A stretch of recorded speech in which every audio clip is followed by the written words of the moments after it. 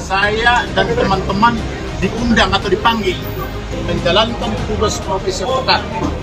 Kenapa saya dampingi dia? Karena dia korban, sehingga saya sudah paparkan alat buktinya. Maka dari itu, tentu saja kepolisian akan sangat berterima kasih.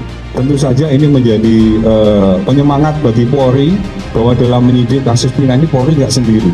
Polri didukung oleh banyak pihak, Polri diperhatikan oleh banyak pihak untuk bisa kasus ini bisa menjadi lebih terang benderang lagi. Ya kita kawal bersama lah, kita kawal bersama.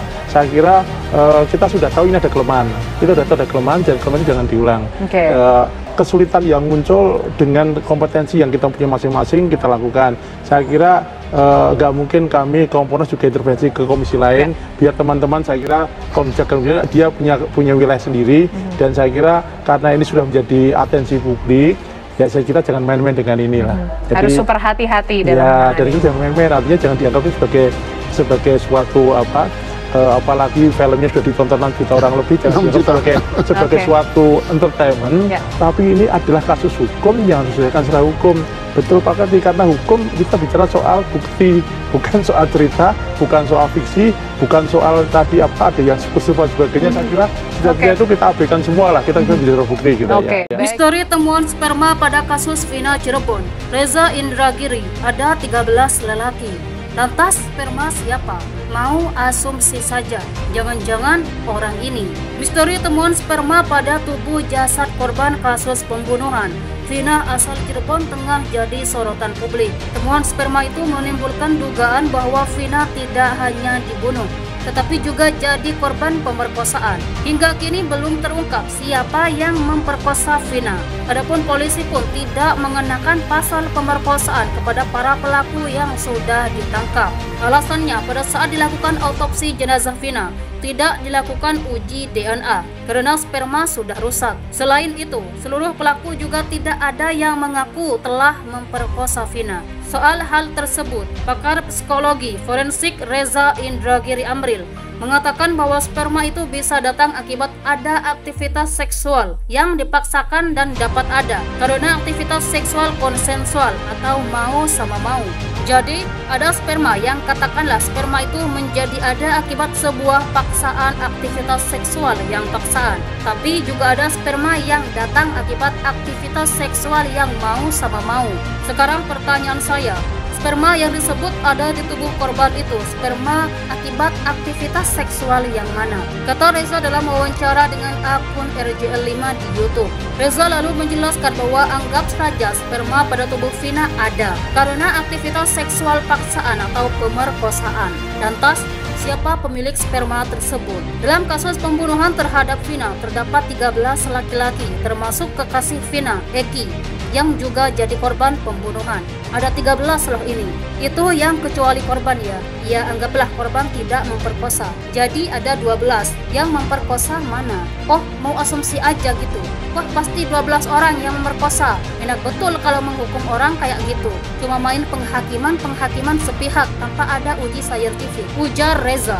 Menurut Reza, seharusnya dugaan pemerkosaan itu dibuktikan betul-betul pada awal penanganan kasus tersebut. Reza lalu menyinggung film Vina Sebelum 7 Hari yang memvisualisasikan Vina jadi korban pemerkosaan. Menurut Reza, seharusnya seluruh pihak termasuk pembuat film tersebut bisa menjelaskan soal dugaan adanya pemerkosaan dalam kasus Vina. Pertanyaan saya, yang nyatanya yang sebelah mana? Ada perkosaan nih, ada pembunuhan. Yang nyatanya yang sebelah mana? Pernah nggak netizen tanya itu? Ujar Reza. Wah, tapi kan ini ada sentuhan artistik, tidak salah.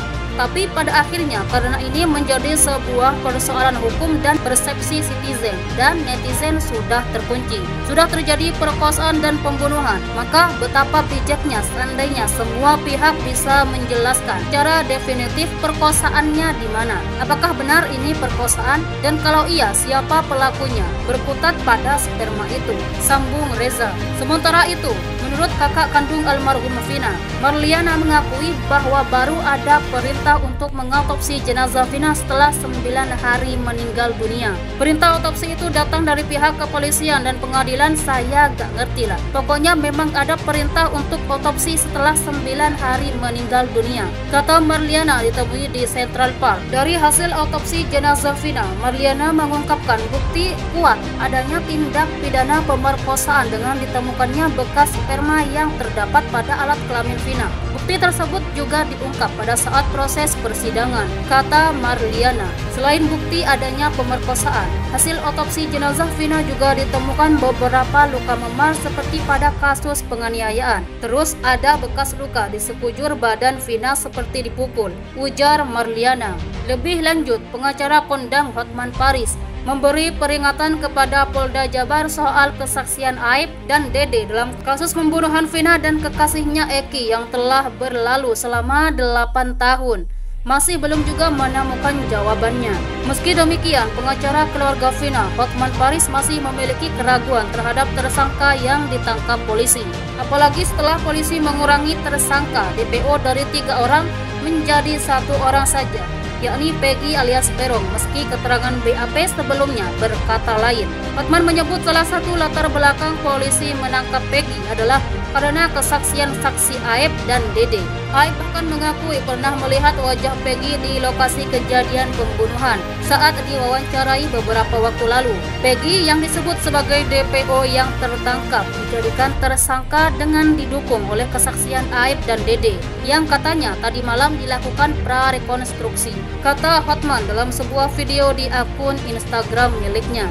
Hotman pun mengatakan terkait dengan ditetapkannya Peggy sebagai tersangka, Polda Jabar harus hati-hati.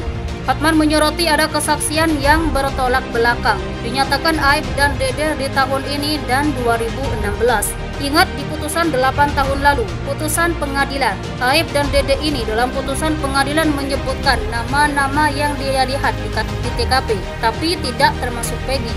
Kata dia, pengacara tersebut mengatakan pada waktu persidangan tahun 2016, Aib dan Dede menyebutkan orang yang terlihat di TKP pembunuhan Vina. Sementara kesaksian di tahun 2024 menyebut Peggy ada di TKP. Hal ini yang membuat Hotman bingung. Kalau sekarang tahun 2024, kalau benar dua saksi ini mengatakan Peggy ada di TKP atau wajahnya dia kenalin, berarti kesaksiannya bertolak belakang, ujar Hotman. Ia meminta agar Polda Jabar berhati-hati dan memikirkan hak asasi manusia.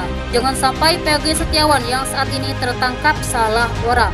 Hotman pun meminta kepada Lembaga Perlindungan Saksi agar berbicara dengan Aib dan Dede terkait kasus pembunuhan Vina. Juga kuasa hukum Aib dan Dede agar berbicara, dan juga kuasa hukum dari Peggy terutama harus mulai bersuara, kata dia lagi. Dugaan salah tangkap Peggy pun kembali mengangkat nama Sengkon dan Karta, 2 petani miskin yang dipenjara gara-gara kasus perampokan dan pembunuhan.